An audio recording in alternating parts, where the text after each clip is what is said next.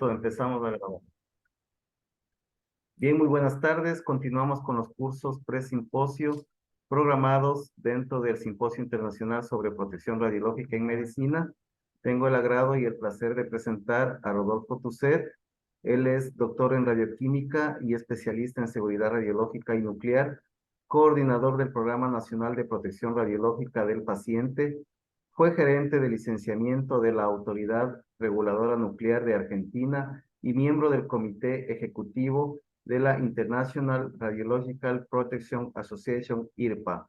Fue presidente de la FRALC y socio fundador de la Sociedad Argentina de Radioprotección, presidente de la Comisión Interamericana de Protección contra la Radiación Electromagnética, CIPRASEM, de la FRALC.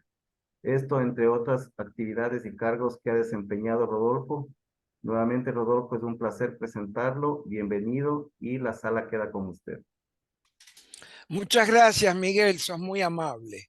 Bueno, vamos a hablar de este tema 2 días. Entonces, primero vamos a hablar de los efectos, de cuál es la situación actual, qué es lo que está ocurriendo con la humanidad frente a esta contaminación tremenda de radiaciones electromagnéticas que llega a todo lugar. Ya en este momento no hay forma de protegerse de esto porque llega a todos los rincones. Entonces, primero hablamos de los efectos, luego vamos a hacer una comparación entre los efectos de las radiaciones no ionizantes y los efectos de las radiaciones ionizantes que ya conocemos. Les cuento que el poder cancerígeno de las radiaciones electromagnéticas en condiciones normales, o sea, por debajo de los límites, es 1000 veces superior al de las radiaciones ionizantes. O sea, ya los efectos de las radiaciones ionizantes parecen una insignificancia comparado con lo que está produciendo y con lo que va a producir en el futuro las radiaciones electromagnéticas. Entonces, luego de ver esta situación, vamos a ver cuál es la razón. ¿Por qué estamos así? ¿Por qué estamos sin protección? ¿Por qué no hay una autoridad regulatoria para esto? ¿Cuáles son las causas? Y finalmente, mañana, después de analizar las causas, vamos a decir, bueno, ¿qué es lo que tenemos que hacer? Y ahí les voy a proponer a todos, porque no hay otra, de trabajar en conjunto para que la situación de las radiaciones electromagnéticas sea semejante al de las radiaciones ionizantes, que están debidamente controladas. O sea, por lo menos algo. Así que hoy empiezo con los efectos. Y arranco con un cuadro breve de la situación. Acá no hay una autoridad de control, como lo hay con las radiaciones ionizantes. Tampoco hay especialistas que tengan en cuenta el tema de la salud y la irradiación. Y son 1000 veces más dañinas. Existe un desconocimiento total por parte de la población, incluso la población médica. Nosotros acá estamos mandando comunicados a los médicos para que se informen. Además, no hemos llegado al máximo. El crecimiento es exponencial. Con el 5G, las dosis se van a multiplicar por 5. Y además existe una adicción al celular, especialmente en los chicos, y uno quiere olvidarse, no quiere pensar en todo lo que sea riesgo. Y además, la autoridad internacional, el ICNIRP, ignora los estudios científicos más recientes y usa estudios de hace 20, 30 años. Eso es un poco cuál es la situación. Entonces, voy a recordarles a aquellos que no tienen absolutamente ningún conocimiento básico de esto, cuáles son los principios físicos que generan los campos electromagnéticos. Esto es un poco el ABC, muy cortito, muy sinóptico de cuál es un poco la razón de esto que es lo que vamos a hablar. Entonces, si yo desplazo una carga eléctrica en el espacio, si yo agarro un electrón y lo muevo, eso genera en su entorno un campo magnético, el cual a su vez genera un campo eléctrico. Los dos campos que se cruzan en ángulo recto es lo que uno llama campo electromagnético, porque tiene las dos características, es magnético y es eléctrico. Entonces, si yo, en vez de desplazar un electrón, desplazo muchos electrones a través de un cable, ¿no es cierto?, una antena en la cual circula una corriente alterna que va y viene, va y viene, va y viene, se genera en un plano ese campo eléctrico y en otro plano perpendicular el campo magnético. Eso es todo. Eso es de alguna manera la base de lo que vamos a hablar. Y ahora, ¿qué pasa con esas radiaciones electromagnéticas que se pueden trasladar a distancia, ¿no es cierto?, a la velocidad de la luz o cercana a la luz, de acuerdo al medio en el cual se transmiten. A la velocidad de la luz es en el vacío. Si es en el aire o en un líquido o en un material, bueno, a otra velocidad. Entonces, ¿qué hace ese campo electromagnético? Por empezar, transporta energía. Transporta energía. Y esa energía puede producir trabajo, puede producir acciones. ¿Y sobre qué actúa? En nuestro organismo sobre las moléculas dipolo. O sea, si se encuentra con una molécula neutra, no va a actuar. Una molécula neutra no pasa el campo electromagnético y no ocurre nada. Pero si esa molécula es dipolo, o sea, está desbalanceada la carga eléctrica, de un lado es positivo, de otro lado es negativo, como es el caso de las moléculas de agua. Las moléculas de agua son dipolo y también muchas proteínas y muchas enzimas. Entonces, actúa y puede producir cambios y puede producir también daño en el órgano afectado. Esta es la interacción básica. Además, como todo espectro electromagnético, se puede reflejar o puede atravesarlo sin actuar. Es algo parecido a la luz del sol. La luz del sol puede atravesar un vidrio transparente, puede reflejarse en un espejo o puede de alguna manera calentar nuestro cuerpo cuando estamos expuestos. O sea, puede ser absorbida, puede ser reflejada o puede atravesar algo, fundamentalmente algo que no tenga moléculas dipolo, sin producir ningún cambio. Entonces, primero vamos a ver los efectos biológicos. O sea, ¿qué es lo que pasa a nivel elemental? Después vamos a pasar a otro nivel y ver, por ejemplo, el cáncer y otras enfermedades, que son muchas. Entonces, primero vemos los efectos biológicos, que son efectos físicos producidos sobre una estructura biológica. Porque lo que pasa es un cambio físico. Ese cambio físico afecta un tejido biológico. Entonces, están como primer efecto los llamados térmicos, lo pongo entre comillas, porque no son los térmicos que nosotros conocemos. Y luego la producción de radicales libres. Estos dos efectos son fundamentales. Entonces, hay que tener en cuenta que las radiaciones no ionizantes producen dosis de muchísima mayor magnitud que las ionizantes. En las ionizantes, una tasa de dosis permitida, por ejemplo, para un trabajador que trabaja con, no sé, con una fuente de yodo o con un equipo de rayos X, se tolera del orden de 2, por ejemplo, microgray por hora. En esa magnitud, 1, 2, 3 microgray por hora.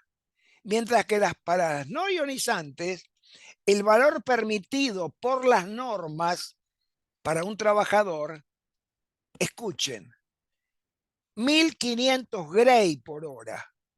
O sea, 9 órdenes de magnitud mayor. 1500 gray por hora. ¿Ustedes imaginan lo que son 1500 gray por hora? Naturalmente que los efectos son diferentes, ¿no es cierto? Pero la cantidad de energía es infernal. Esa enorme cantidad de energía por unidad de masa se reparte en los dos efectos que hemos mencionado. El movimiento molecular, o sea, algunas de las moléculas adquieren movimiento, vibración, por ejemplo, y además aparecen radicales libres. Ambos son muy dañinos para la salud. Entonces, primeramente, el movimiento molecular. El movimiento molecular no es el mismo en nuestro cuerpo, no es el mismo que ocurre cuando nos acercamos a una estufa o nos ponemos al sol. Nuestro cuerpo se calienta, pero se calienta y eso quiere decir que se mueven moléculas y esas moléculas se mueven a una velocidad determinada que tiene una distribución. Esa distribución de velocidades, que para los gases es la distribución de Maxwell y Boltzmann, es una curva, de alguna manera, que tiene un máximo, un mínimo, y en los líquidos hay una distribución parecida, pero como en los líquidos las moléculas no pueden ir a la velocidad que van en los gases, van un poco más lentas. Entonces es un espectro parecido, ¿no es cierto? Nada más que más apretado, con menores velocidades. ¿De acuerdo? Esto es lo que pasa normalmente cuando nos ponemos al sol o cuando nos ponemos cerca de una estufa. Es lo que pasa en nuestro cuerpo, es lo que pasa en un líquido, es lo que pasa en un gas. Con las radiaciones no ionizantes, la historia es muy distinta. Lo que se mueven son solamente las moléculas dipolo.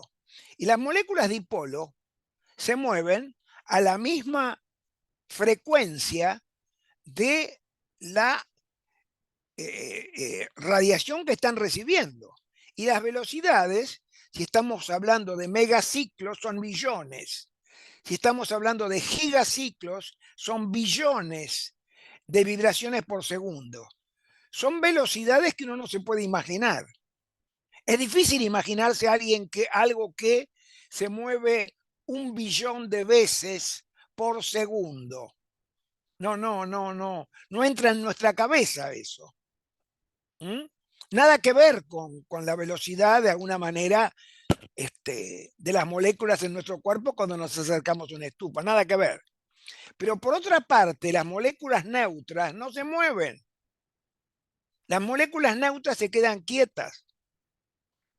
Si ustedes ponen, por ejemplo, un vaso de agua en el microondas, se va a calentar. Si en vez de poner agua en el vaso, ustedes ponen tetracloruro de carbono, que es un producto orgánico neutro, tetracloruro de carbono, lo pueden dejar toda la vida que no se va a calentar, ni siquiera se va a entibiar. ¿De acuerdo? Por ahí se calienta por las paredes del recipiente que lo contiene, a lo mejor se mueven, pero no se va a... Entonces, este movimiento diferencial, unas moléculas que se mueven rápido y otras que están quietas, ¿qué pasa? Bueno, en nuestro cuerpo hay permanentemente reacciones bioquímicas. Entonces, si hay una molécula que tiene que unirse a otra, una está vibrando y la otra está quieta, la probabilidad de reacción, de combinación, disminuye. Y entonces hay mayores errores y se lentifican los procesos. Por ejemplo, se ha observado que el proceso de reparación del ADN dañado tarda mucho más en presencia de un campo electromagnético que, estando blindada, digamos, de ese campo electromagnético. ¿Está claro? O sea que hay una, un movimiento diferencial que hace que no se produzcan algunas reacciones. Y esto es importante. Por otra parte, la producción de radicales libres.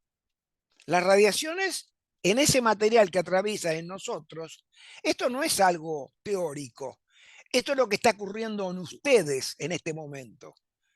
Es lo que está ocurriendo en sus células ahora, porque ustedes están dentro de un campo electromagnético. Se están formando radicales libres.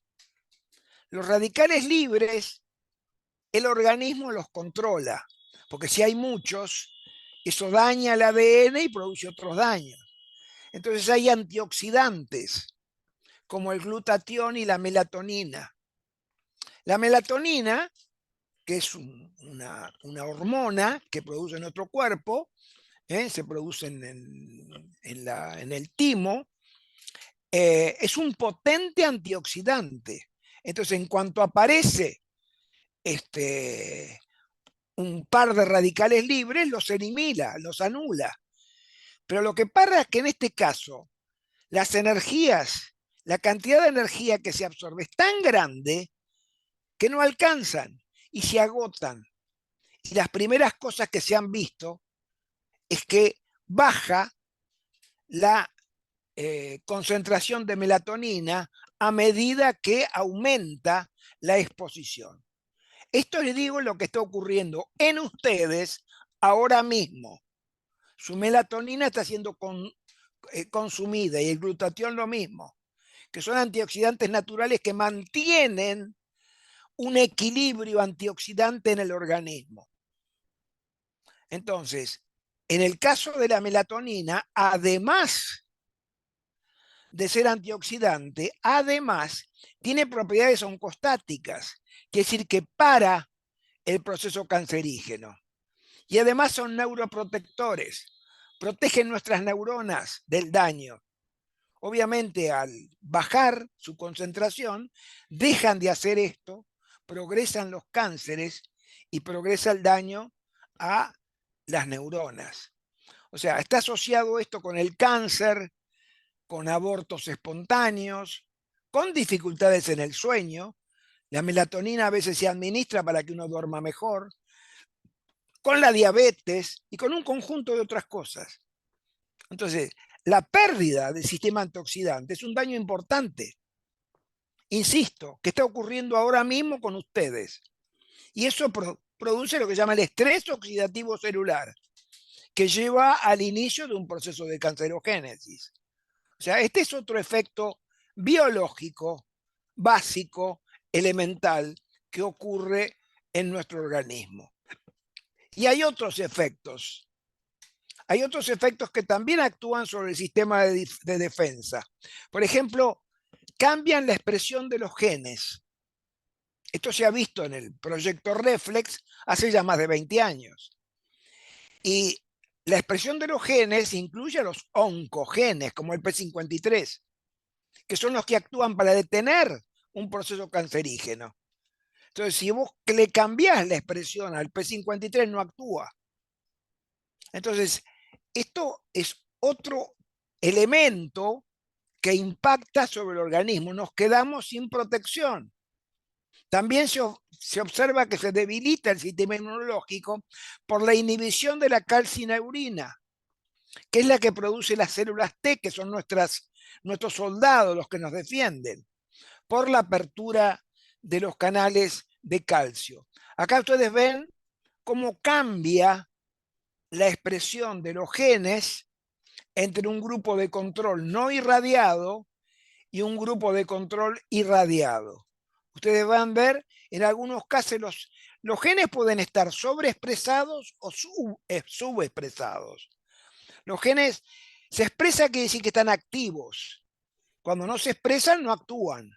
Se expresan normalmente cuando aparece en la célula una situación en la que es necesario, por ejemplo, la proteína PP. Y entonces el gen correspondiente produce la proteína Pepe. Pero si está subexpresado, no va a cumplir con su función. Entonces acá ven cuál es la diferencia, en muchos casos muy grandes, entre la expresión de los genes. No es un chiste, digamos, ¿no es cierto? Que a uno le cambien la expresión genética, significa que a uno le cambie todo el sistema de control, todo el sistema de defensa que tiene nuestro organismo. Y esto se ha visto in vitro, ¿de acuerdo? Además, les voy a comentar el efecto este de la calcineurina que acabo de mencionar. El tema es que los campos electromagnéticos, entre otras cosas, abre los canales iónicos y en particular el canal iónico que permite el ingreso de calcio. Al abrirlo, porque esa compuerta que se abre y se cierra contiene elementos que están cargados eléctricamente, entonces el campo electromagnético lo abre, entra en forma de avalancha los iones calcio. Entonces, al entrar los iones calcio, por esa apertura de los canales iónicos, se produce una catarata de reacciones que no vamos ahora a ver en detalle porque nos pasaríamos toda la hora, pero bueno, pasa porque se forma óxido nítrico, luego se forma el peróxido de ese óxido nítrico, radicales libres, estrés oxidativo, y finalmente se inhibe la calcineurina, que es una enzima que tenemos en todo nuestro organismo, que es la que genera las células T. ¿Las células T qué hacen? Las células T atacan a toda cosa extraña que aparezca, sea un microbio, sea un hongo, sea un virus, sea un parásito, lo atacan. Son nuestros soldados, son nuestra defensa. Y la calcineurina se ocupa del desarrollo y maduración de las células T. Las células T son tan importantes que, por ejemplo, cuando ustedes le hacen un trasplante, por ejemplo, le cambian el riñón, le ponen el riñón de otra persona, para que el organismo no reaccione, para que el organismo no rechace ese tejido extraño, se inyectan inhibidores de la calcineurina. En ese caso, bueno, es algo para nosotros bueno, porque eso permite de que el organismo finalmente acepte un tejido extraño, que puede ser un riñón, un corazón, un hígado, etcétera. Eso permite los trasplantes. Ahora, que ocurra esto así porque sí, en forma gratuita, ¿no es cierto?, hace que nosotros quedemos sin defensas. Esto es algo muy grave. Insisto, esto es lo que está ocurriendo en ustedes precisamente ahora, en este momento, ¿no es cierto?, que va a ser mayor o menor de acuerdo a la intensidad de la radiación.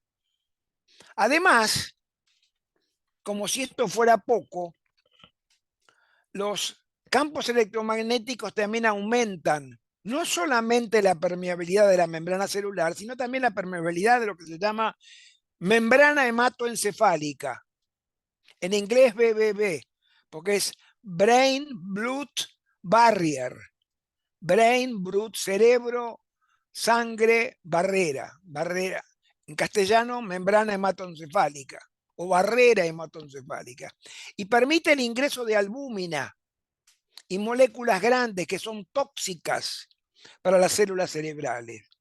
Esto que estoy diciendo se descubrió hace ya más de 20 años, lo descubrió Leif Salford, un cirujano sueco, ¿no es cierto?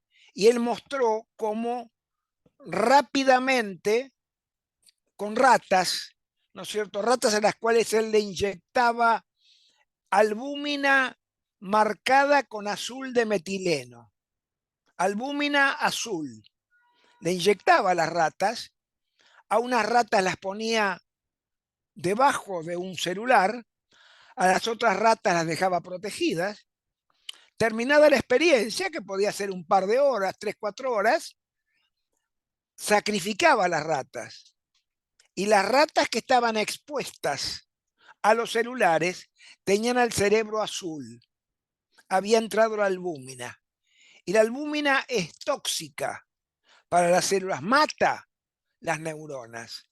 Por eso que el organismo sabiamente protege a nuestras neuronas con la barrera hematoencefálica, que además nos protege de virus, por ejemplo, ¿no es cierto? Y disminuye la metástasis. Pero las radiaciones electromagnéticas ahora, en este momento, en ustedes, llenando la barrera hematoencefálica, que simplemente significa que la sangre, que es la que transporta, por ejemplo, la albúmina u otras cosas, al pasar por el cerebro, tiene unos orificios que son muy pequeñitos. Esos orificios pequeñitos dejan pasar algunas moléculas, pero las grandes no las dejan pasar. Pero esto es deformado por los campos electromagnéticos que hacen de que esas moléculas grandes que no pasaban, ahora pasan. ¿De acuerdo? Todo esto que estoy diciendo, ustedes lo van a recibir porque yo les voy a mandar una copia de, de las transparencias, ¿no es cierto? Y ustedes van a poder de alguna manera verlo, leerlo. Bueno, entonces, en resumen, hemos hablado de un montón de cosas. La barrera, hemos hablado de la calcineurina. Bueno, la pérdida de la efectividad del sistema inmunológico es un daño grave al organismo, pero en especial durante una pandemia. Y esto se puede evitar. Se puede evitar bajando las dosis actuales a valores de 1000 o 10.000 veces inferiores, como hacen los rusos o los suizos, que tienen valores 1000 veces inferiores a los nuestros. Hay un trabajo muy interesante de Havas y Cien durante la pandemia. ¿Qué es lo que midieron? Ellos, en ese momento, en Estados Unidos, estaba parcialmente desplegado el 5G. ¿Qué quiere decir parcialmente? Había estados que lo tenían y estados que no. Y en algunos estados, como California, por ejemplo, había condados que lo tenían y condados que no. O sea, se fue desparramando poco a poco y en el 2020, cuando viene la pandemia, había diferencia. Entonces, ¿qué pasa? Con el 5G, como las dosis son 5 veces más altas, obviamente los efectos son 5 veces más profundos. Entonces, ¿qué pasó? Se observó, y esto es mirando las estadísticas de los casos de virus, del COVID, y los muertos. Los lugares donde había 5G, las muertes fueron doble o el triple de los que había 4G. ¿Qué les parece? Y eso que en los que había 4G no es que no había radiación, había un poco menos nada más. Ya bajando la radiación por factor 5, esto produjo, si uno multiplica lo que pasó por lo que hubiera pasado si en todos lugares había 4G, esto determinó 500.000 de muertos en Estados Unidos, que no hubiesen ocurrido si estaba el 4G. ¿Está claro? Entonces, esto es un ejemplo de lo que ocurre cuando se nos afecta el sistema inmunológico. Uno después se morirá de un resfrío, de un hongo, de cualquier cosa, pero simplemente nuestro cuerpo está más expuesto a todo ataque externo. Entonces vamos a ver además otro efecto biológico básico que nosotros conocemos muy bien porque trabajamos con radiación ionizante, que es el efecto en el ADN. Los efectos en el ADN para las radiaciones ionizantes y para las radiaciones no ionizantes. ¿De acuerdo? O sea, viene bien porque nosotros conocemos un escenario y no conocemos el otro. Entonces, las radiaciones ionizantes, ¿qué hacen? Ustedes saben, hay una acción directa, que es que, por ejemplo, un fotón, un alfa, un beta, lo que fuera, pasa cerca de una hebra, de una cadena de ADN y la rompe. Esto ocurre fundamentalmente con radiación de alta transferencia lineal de energía, de alto LED, como por ejemplo neutrones, protones o alfa. En el caso de bajo transferencia lineal de energía, como los rayos X, lo que más se ocurre es la producción de radicales libres, y esos radicales libres oxidantes que a su vez afectan la cadena de ADN. O sea, hay una acción directa y una acción indirecta. En general digo, por ejemplo, para los rayos X, la radiación indirecta es la más importante. Para la radiación alfa, la radiación, perdón, dije mal. Para los rayos X, la radiación indirecta es la más importante. Para la radiación alfa, la radiación directa es más importante. ¿De acuerdo? Esto ya lo sabemos. Esto es parte de nuestro conocimiento. Ahora cambio de transparencia. Estas son las radiaciones no ionizantes. La radiación directa no ocurre directamente, porque una radiación no tiene la fuerza como para romper una cadena. Pero sí hay una acción indirecta. Y esa acción indirecta es tremendamente grande en magnitud, porque la cantidad de energía, como les mostré hace un rato, es 1.000 millones de veces mayor que la cantidad de energía que entrega una radiación ionizante. Entonces acá lo que se produce es acción indirecta. Y se produce, claro está, rotura del ADN. Esto se ha visto en el proyecto Reflex, y hay estudios recientes como la recopilación del LAI, donde se ve que hay cientos de casos donde se observa rotura del ADN, producción de aberraciones cromosómicas, y esto está ocurriendo ahora en su organismo, en el organismo de ustedes, ¿de acuerdo? Si están expuestos a la radiación, porque esto ocurre en forma permanente, ¿de acuerdo? Entonces, ¿qué ocurre una vez que el ADN es dañado? Esto también lo sabemos, porque esto, cada vez que se afecta el ADN, por distintas causas, hay un mecanismo de reparación.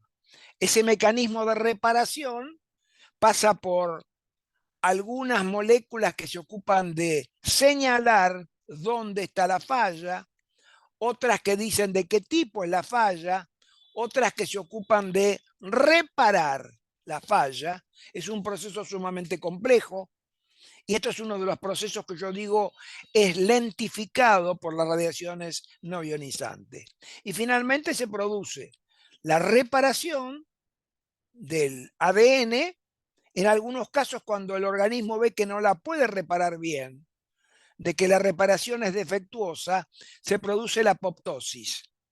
O sea, esa célula se autosuicida, se autodestruye. Esto es la apoptosis. Luego uno ve el lisado del ADN en la sangre. ¿De acuerdo? Entonces, rotura, daño, reparación enzimática. Y de esa reparación enzimática, todos sabemos, esto es radiobiología básica para nosotros, la célula, si está bien reparada, bueno, no hay ningún cambio, todo queda igual, todo está como era entonces.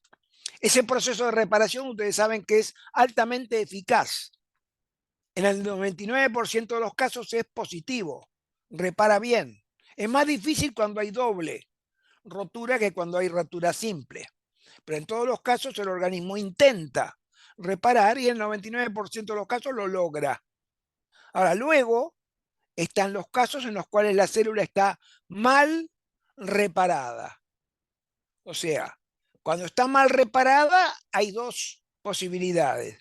O esa célula no es viable, o sea, no puede reproducirse, no puede continuar y se muere. Y si son muchas las que se mueren en forma simultánea, es lo que da lugar a los efectos determinísticos. Por ejemplo, la necrosis de la piel.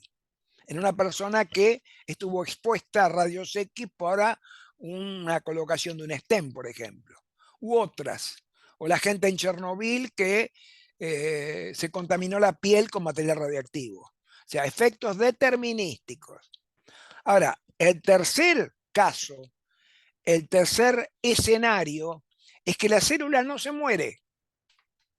La célula sigue viviendo, pero como dijimos, es una célula diferente, una célula mutada. Y esa célula mutada, bueno, a la larga o a la corta, después de un periodo, puede transformarse en una célula maligna, en una célula cancerosa, en una célula hiperplástica. Y es lo que da lugar al proceso de cáncer y a los efectos estocásticos. O sea, esto ya lo sabemos. Ahora, exactamente lo mismo ocurre cuando el daño es producido por la radiación no ionizante. A partir del daño, todo lo que pasa después es igual, no hay diferencia. Se intenta repararla y se repara bien, se repara mal o se repara mal en caso del proceso de cancerogénesis. ¿De acuerdo? Entonces, esto es lo que pasa. Ahora, las radiaciones no ionizantes, los campos electromagnéticos, ya lo creo que producen daños graves y se han expuesto, hay un trabajo muy reciente de Henry Lai, un americano que trabaja desde hace ya más de 30 años en el tema, que ha recopilado 300 estudios, estudios en todo, en animales, en tejidos humanos, ratas, gusanos, moscas, plantas, en todo. Y observa que en el 90% de los casos, insisto, expuestos a valores debajo de los límites. ¿De acuerdo? Como los valores a los cuales ustedes están expuestos. Ustedes están expuestos normalmente debajo de los límites. Bueno, se ve en el 90% de los casos daños biológicos. Y esto incluye una serie de efectos, y esto es muy preocupante, porque ocurre a veces a valores muy por debajo de los límites establecidos. ¿Qué es lo que pasa?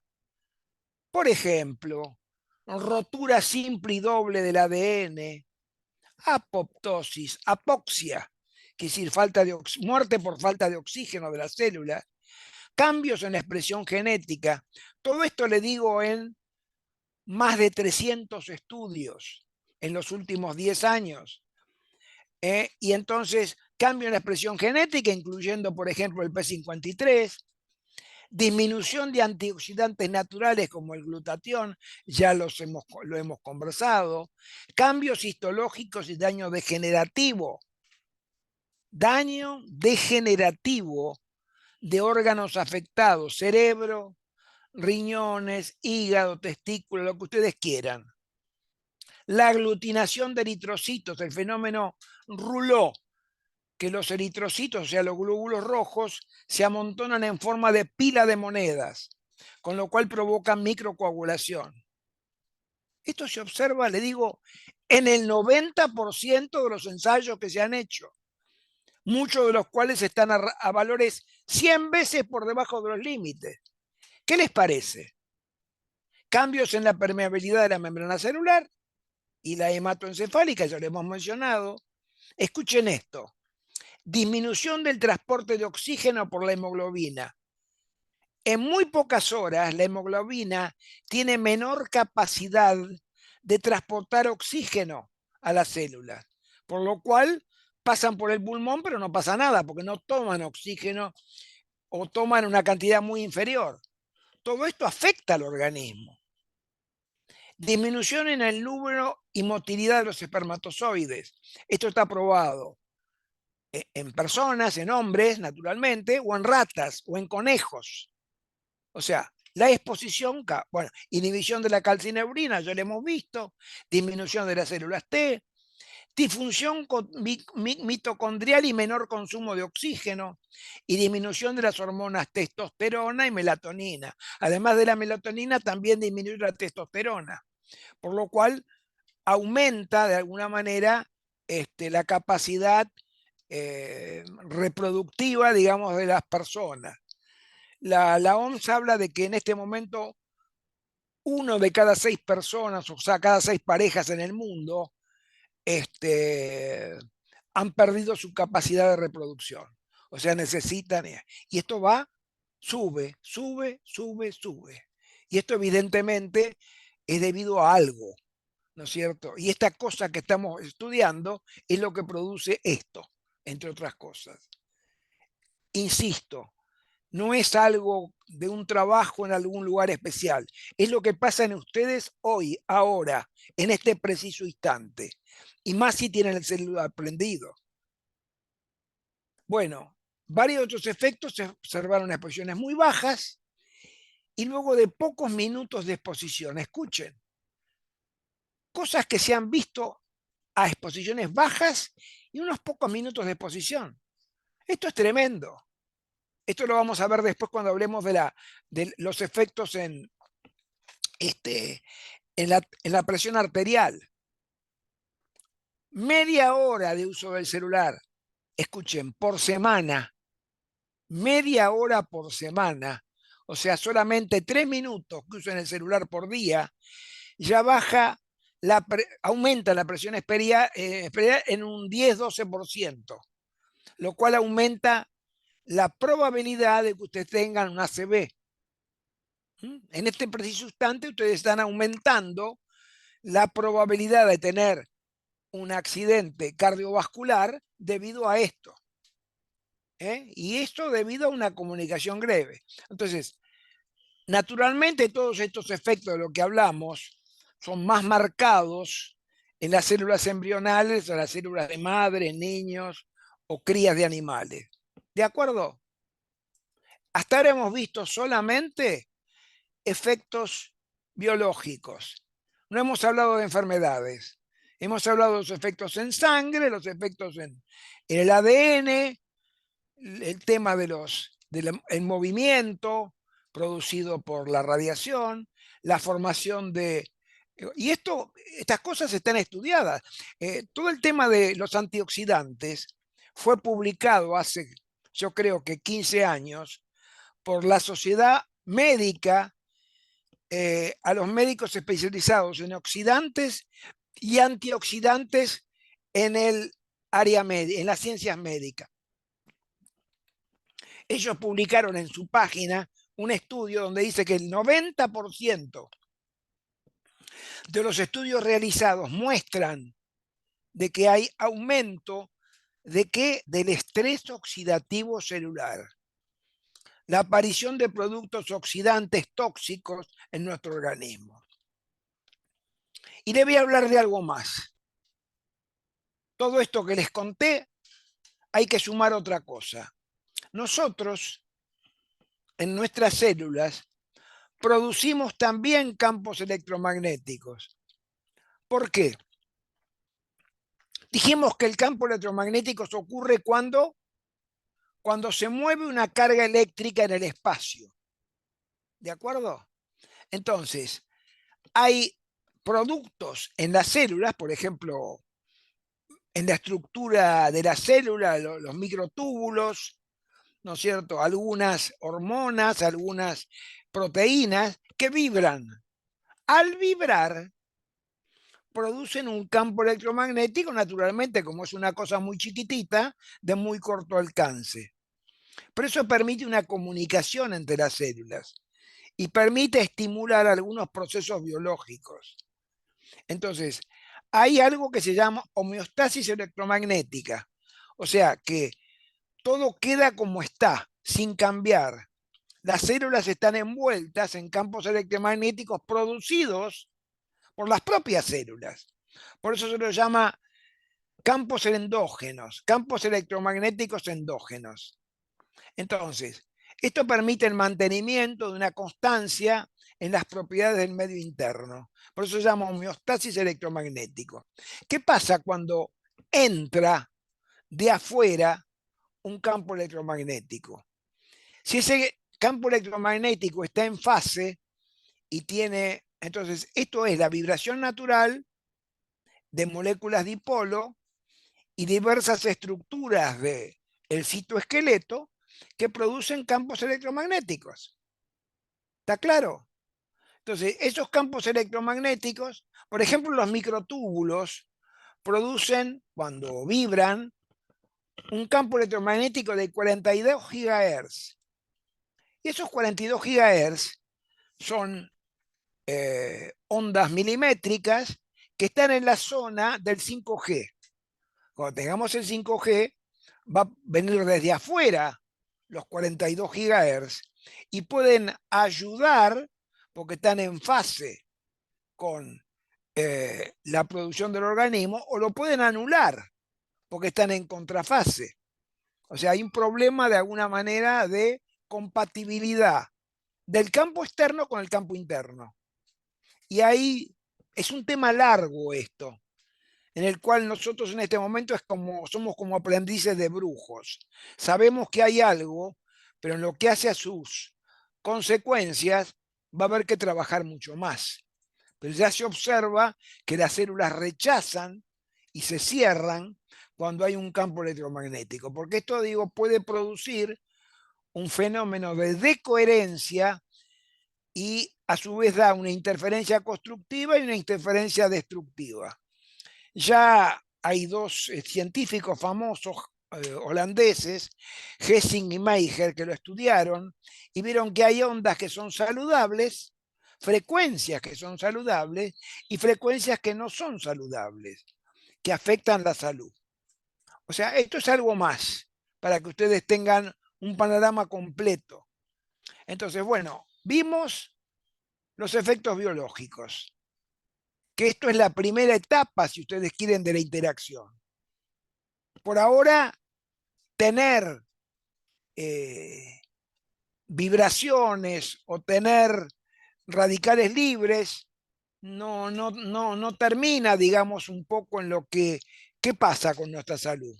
Ahora vamos a hablar del tema en forma macroscópica. Vemos cuál es el estado actual de situación y qué es lo que pasa en el organismo. Bueno, hay una cantidad de efectos, debilitación del sistema inmunológico, ya lo hemos visto, daño al sistema reproductor, abortos espontáneos, daños al sistema endocrino, eso es la melatonina, cocarcinogénesis. O sea, cuando alguien ya tiene un tumor, esto lo aumenta, ¿no es cierto? Aumenta la agresividad, el número de tumores y el volumen de los tumores. Esto está estudiado en animales, en ratas. Entonces, esto se ha visto también en personas. Está el tema del autismo, la leucemia infantil, etcétera, etcétera. Y además también los mismos efectos se producen en el medio ambiente, en las aves, en las plantas que se deterioran. Esto está medido. Se ve qué pasa con un árbol cerca de una antena a través de los años. Se ve cómo se va secando del lado de la antena. Y nosotros al ver eso tenemos que decir, ¿qué pasa con nosotros?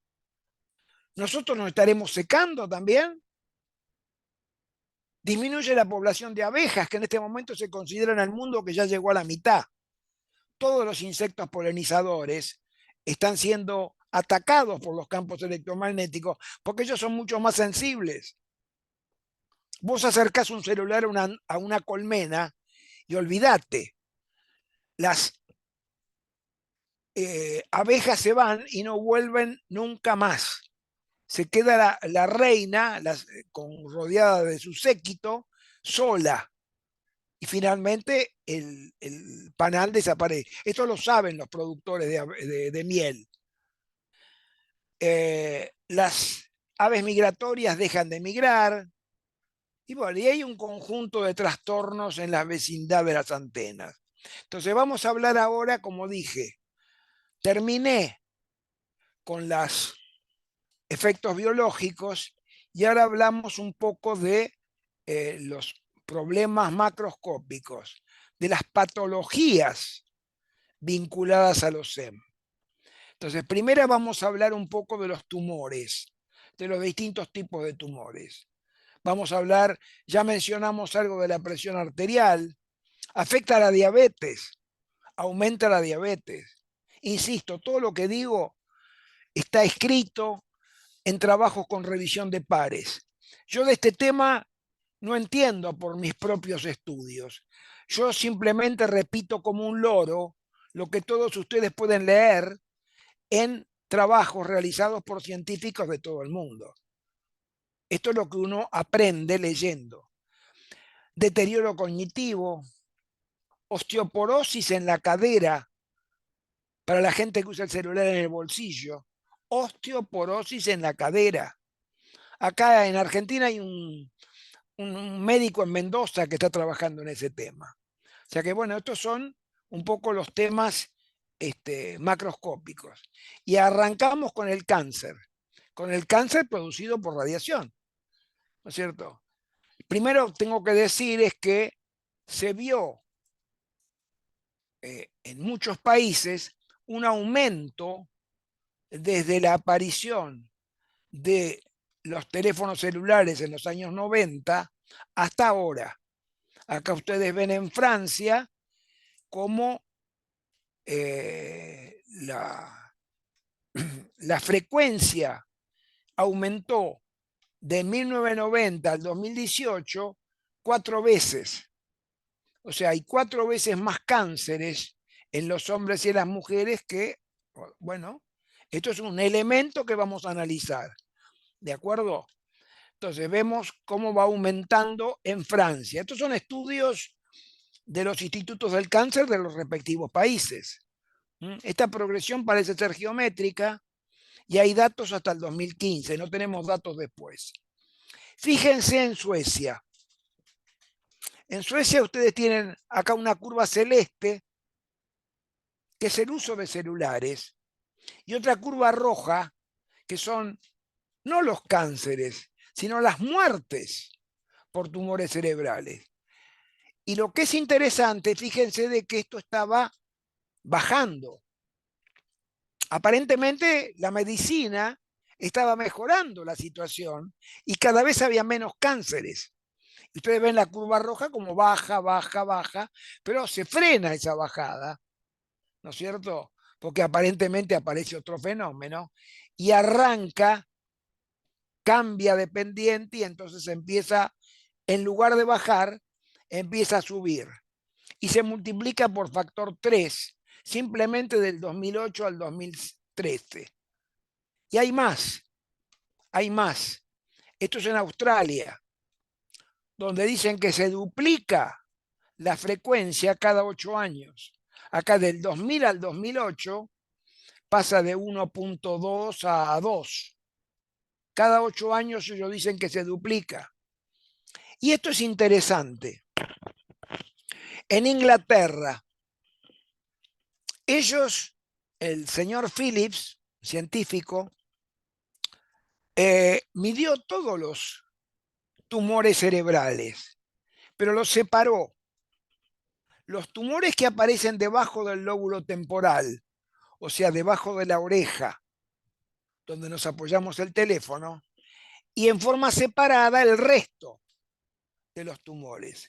Fíjense cómo aumentan por factor 3 de 1995 al 2014 los tumores en el lóbulo temporal y en cambio no prácticamente cambian demasiado los tumores en otras partes. ¿Por qué aumentan los tumores que están debajo de la oreja? Esto ocurre también, glioblastoma multiforme, en Malta, otro país, un país chiquito. Aumenta por factor 5. Y seguimos. Esto es las muertes por tumor, cáncer en el encéfalo en Brasil. Esto está hecho por la estadística del INCA. INCA es el Instituto Nacional del Cáncer en Brasil. Fíjense también que acá, allá por el 85-90, fíjense que había como una bajada. Qué bueno. Los cánceres empiezan a bajar. De pronto, alrededor del 90, y más en el 2000, 2005, 2010, cambia la pendiente. Ya no baja más, empieza a subir y se multiplicó por 4. Y esto ocurre prácticamente en todos los países donde hay estadísticas. Multiplicando este aumento, que es del 2 al 10% por cada 100.000 personas, de 2 a 10 casos por cada 100.000 personas en los países, esto implica que hubo, desde el inicio del uso del celular, 4 millones de muertes por glioma. Entonces, esto es lo que tenemos de alguna manera que retener. Ahora bien, ustedes todavía algunos pensarán, ¿pero esto será por el celular? Veamos otros datos, veamos otras fuentes, ¿no es cierto? Acá vemos, por ejemplo, ¿qué pasa que no me... Siguiente. Acá vemos que en la Argentina, por ejemplo, no tenemos información estadística sobre gliomas, pero sí tenemos sobre el neurinoma del acústico. Tenemos datos de un par de centros, uno público y otro privado, sobre el neurinoma del acústico, que es un tumor que crece a partir del desarrollo de los axones que salen del nervio acústico. Entonces, en Argentina, en 10 años, los tumores grado 4, tumores del acústico, grado 4, que se denominan gigantes, se multiplicaron por 10. De 23 pasaron a 212, lo que equivale a un aumento de frecuencia del 25% por año, que es más o menos lo que está pasando con el aumento del uso de los celulares y el aumento de los campos electromagnéticos. Además, recuerden esto, la edad de los pacientes disminuye en forma muy importante. Quiere decir que ahora los tumores no aparecen en gente vieja, en gente adulta, madura, sino en los pacientes más jóvenes. Las semanas pasadas hemos tenido pacientes de 30 años, de 25 años, cosa que antes no ocurría. Esto le digo en dos, no tenemos una estadística total a nivel nacional, pero esto de alguna manera está en línea, se asocia a lo que se ha visto en otros países con el glioma y el glioblastoma. Pero hay otros datos, aparte de estos estudios epidemiológicos, que confirman los datos epidemiológicos. Primeramente, hubo estudios de casos, no ahora. Ahora es muy complicado hacer un estudio porque todos estamos irradiados y no hay gente que no use celular. Entonces estamos todos en lo mismo. Pero antes, allá por los años 90, sí había gente que no usaba. Y entonces los estudios de casos, fundamentalmente el estudio Interfón, financiado por la OMS, mostró que hay un 40% más de glioma en la gente que usa celular que en la gente que no lo usa. Lo mismo con el meningioma. Y además que el tumor aparecía con mayor frecuencia del lado de la cabeza que habían señalado como el lugar donde usaban el celular. Esto se llama ipsolateralidad. Yo uso el celular en la oreja derecha y me aparece el tumor en el lado derecho. Uso el celular en la oreja izquierda y me aparece el tumor debajo del temporal izquierdo. Esto está claro, digamos, ¿no es cierto? Bueno, el proyecto Serenate en Francia, lo mismo, y acá está relacionado con el uso. Se vende que con 900 horas de uso en toda la vida, 900 horas en 10 años son 90 horas por año, en 20 años son 40 horas por año, o sea, son algunos minutos por día, y ustedes ven cómo aumenta por factor 3 para el glioma, o sea, se multiplica la frecuencia por 3, o por el número de llamadas de celular. Más llamadas de celular, más glioma. ¿De acuerdo? Entonces, A ver, esto no me está funcionando. Siguiente. Y después hay estudios sobre animales, donde se observan además los mismos tipos de tumores, también tumores cerebrales. Bueno, el estudio más importante es el NTP en Estados Unidos, ¿no es cierto? Estas son las instalaciones. Para hacer el estudio con ratas es necesario cabinas protegidas de la radiación electromagnética. No podemos hacerlo al aire libre, porque en todos lados hay radiación. Entonces, cabinas donde hay ratas que están blindadas, a los cuales no les llega nada de radiación, y ratas que les llega la radiación de un celular. Fueron irradiadas durante 9 horas por día, 10 minutos sí, 10 minutos no, quiere decir solamente un tercio del tiempo. O sea, no es que estuvo el celular prendido todo el tiempo, no, no, la tercera parte. Y entonces ustedes ven de que las ratas que no tienen radiación no tienen gliomas ni tampoco tienen células hiperplásicas. En cambio, las ratas irradiadas a distintas, siempre debajo, pero hay valores más altos y valores más bajos, ven que tienen un 3% más sumado a las ratas que tienen hiperplasia, que en total hace un 5, un 6%. Estos son schwannomas, o sea, en el corazón. Ven lo mismo arriba, corazón, 0% en las ratas de control y 6% en las ratas de 6 vatios por kilogramo. Y acá tenemos lo mismo, lesiones hiperplásicas en el corazón. Lesiones hiperplásicas, o sea, lesiones que son precursoras de un tumor. 0 en las ratas no irradiadas, 6% en las ratas irradiadas. Y así seguimos, ¿no es cierto? Schwannoma, etc. Bueno, y acá se ve lo que pasa en la genotoxicidad, daño genético, detectada por ensayo Cometa, ¿no es cierto? Cómo se ve que de acuerdo a la exposición, fíjese, primero 0, después 6, cómo va aumentando el daño genético. Bueno, se reunió al final de este estudio una comisión de expertos y ¿qué concluyeron? Que hay clara evidencia de actividad carcinogenética en ratas expuestas a la exposición de un celular, como ustedes están expuestos. ¿De acuerdo? No hay diferencia. Además, la rata se ha usado siempre como animal de estudio porque es muy parecida al hombre en lo que hace a la respuesta. Hay estudios además hechas en Italia, en el Instituto Ramazzini, pero a muy bajas dosis, a dosis que es equivalente al vivir cerca de una antena, dosis que son valores 100 o 10 o 1000 veces menores que a la experiencia que acabamos de ver en Estados Unidos. Esta experiencia de Estados Unidos es la más grande que hay. Salió, qué sé yo, como 100 millones de dólares. Se expusieron 1000 ratas o cientos de ratas.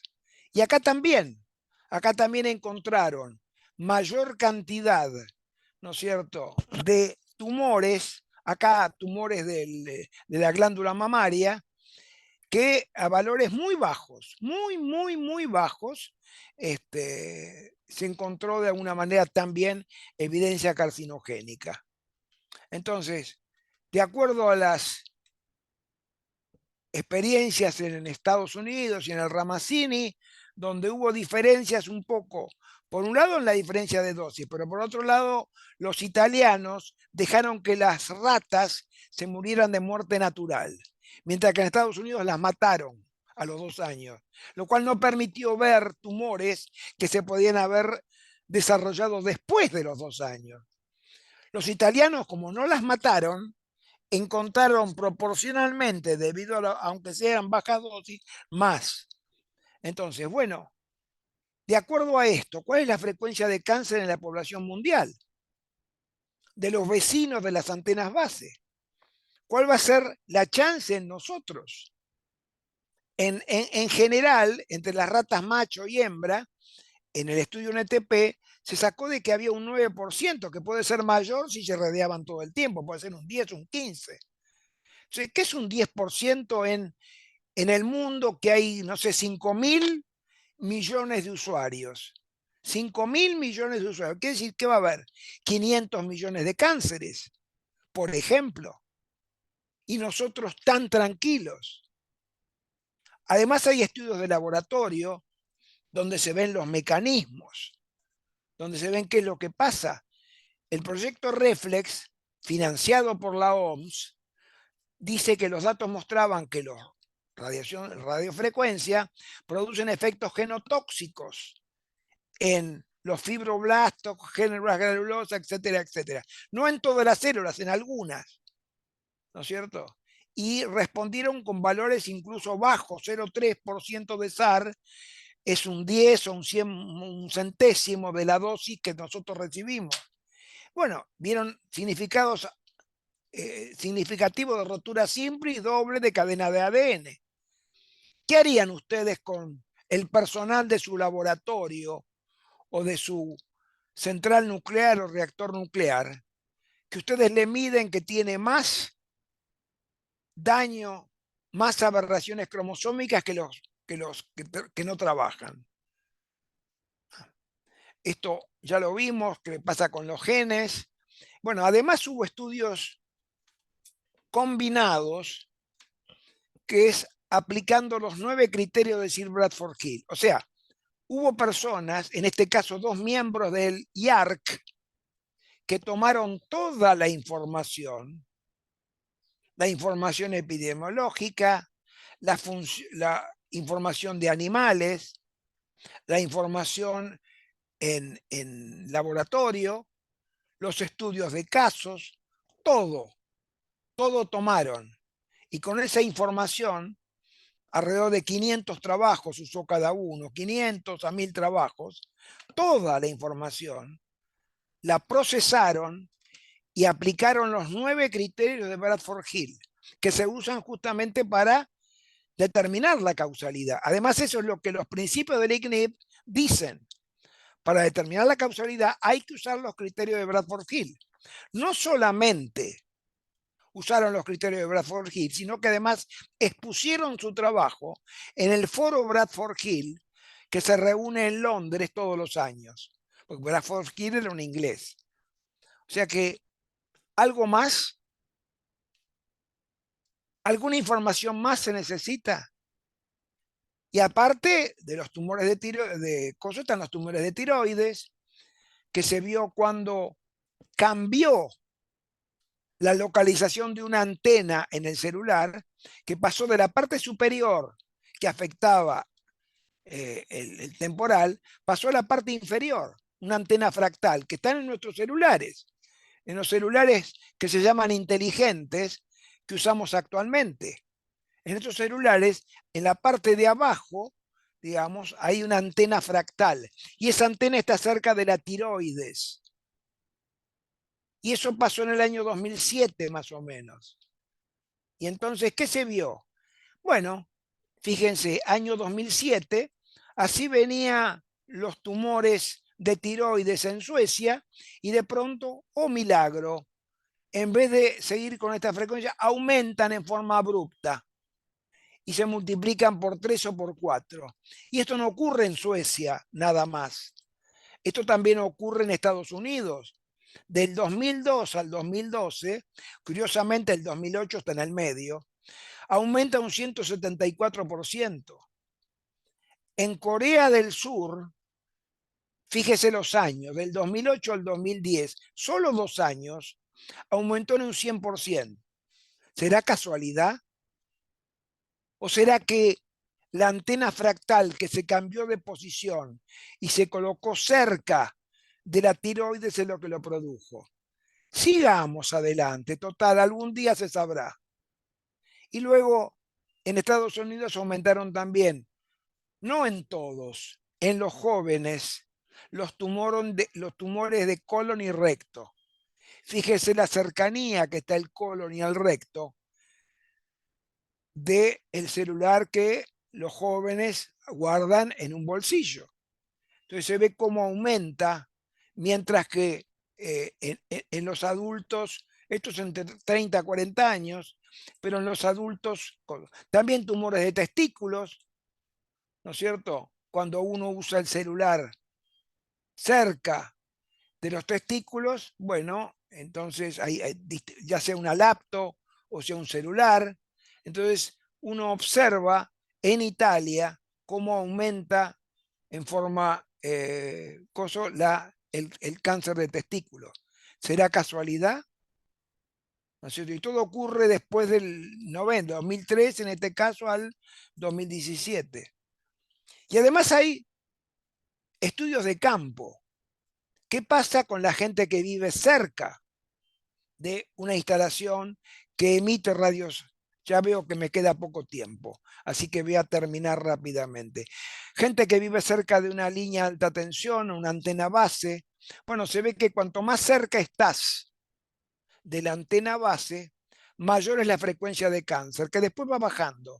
A medida que te alejas, te pones a 1000 metros de la antena, la frecuencia es prácticamente baja. Pero si estás cerca, a 100 metros, por ejemplo, se aumenta al doble. Entonces, también se observaron efectos en otros organismos vivos.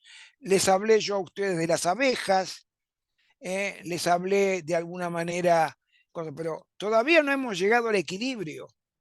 Esto no paró, esto va a seguir subiendo, porque ahora viene el 5G y después del 5G viene el 6G, y no solamente el celular, sino la heladera, la tostadora, todo va a emitir, ¿no es cierto? Todo va a emitir y todo va a contribuir a aumentar la contaminación electromagnética. Y esto lo ha estudiado el Instituto Nacional de Ciencias y Políticas Públicas de los Estados Unidos, cómo todo esto aumenta. Y además, cambio climático. ¿Por qué? Porque gasta mucha energía, gasta 10 veces más energía que la comunicación cableada. Y eso hace que se produzcan más efectos de invernadero, ¿no es cierto? Lo cual aumenta la temperatura y atenta contra el cable. Además, los satélites que llevan para poner en órbita a los satélites que emiten radiación, afectan el agujero de ozono, porque inyectan los combustibles, digo, de estos cohetes, aumentan la cantidad de partículas de carbono y cloro, y eso afecta. Bueno, simplemente aprovecho para darles un comentario en el libro, en el prólogo del libro. Hay un científico ruso que falleció hace unos 2 años, Yuri Grigoriev, ¿no es cierto? Que él fue el que en Rusia estableció que los valores son 1000 veces inferiores al resto del mundo. Y entonces en el libro último que él emitió antes de morir, que se llama justamente 5G, dice en el prólogo: toda la población mundial quedará ahora expuesta, atrapada para siempre, en una red mortal de ondas milimétricas, y ya nadie podrá nunca más escapar a sus consecuencias. Este es el mundo y cómo va a estar envuelto por esa red de ondas milimétricas producidas por los satélites. Vamos a tratar de que este presagio no se cumpla, y por eso en la próxima charla vamos a dejar los efectos, vamos a hablar por qué estamos en esa situación, cuáles son las causas y qué debemos hacer para que esto no continúe y no siga avanzando. Esto es lo que le quería decir hoy respecto a efectos, y ahí tienen ustedes mi email por si alguien quiere algún trabajo de los que yo he mencionado o quiere de alguna manera recibir esta presentación o trabajos relacionados con esto. Muchísimas gracias. Muchísimas gracias a usted, estimado Rodolfo. Muy buena la presentación en esta primera parte. Recordemos que el curso está, digamos, dividido en dos partes. Hoy es la primera y mañana continuamos con la segunda a la misma hora. Del público, no sé si alguien tiene alguna duda o alguna inquietud, podemos plantearle a Rodolfo para que nos pueda ayudar. A ver, Alfredo, Gra- Gracias, Juan Miguel. Bueno, y principalmente agradecer al profesor Rodolfo Tauset por la brillante exposición. Ya estamos acostumbrados a sus exposiciones maravillosas y sin duda alguna, pues hay que concientizarnos y lamentablemente ver qué es lo que vamos a hacer. Sin duda alguna, la Comisión Federal de Comunicaciones de Estados Unidos es la única que yo entiendo que ha puesto algunos rangos y algunos límites. Pero lamentablemente, pues hay unos intereses muy fuertes atrás de todo esto y yo creo que eso es lo que está impidiendo que se puedan tomar políticas un poco más agresivas y un poco más conscientes sobre esto. A ver, veremos a cuánto vamos a llegar. de acuerdo. Yo creo que es un camino que hemos empezado y hay que concientizar, concientizar, concientizar. Y bueno, es tan difícil porque ya el celular ya se ha vuelto parte de uno, parecería, ya es un miembro más del cuerpo humano. O sea, es muy complicado el asunto y es muy delicado además el asunto, pero bueno, hay que dar los primeros pasos y que son los más difíciles. Gracias nuevamente, profesor Tauset. Muchísimas gracias, Juan Miguel. Con gusto, con mucho gusto y gracias. Y bueno, nos veremos mañana y seguiremos hablando. Sí, muchísimas gracias por la participación y nos vemos el día de mañana.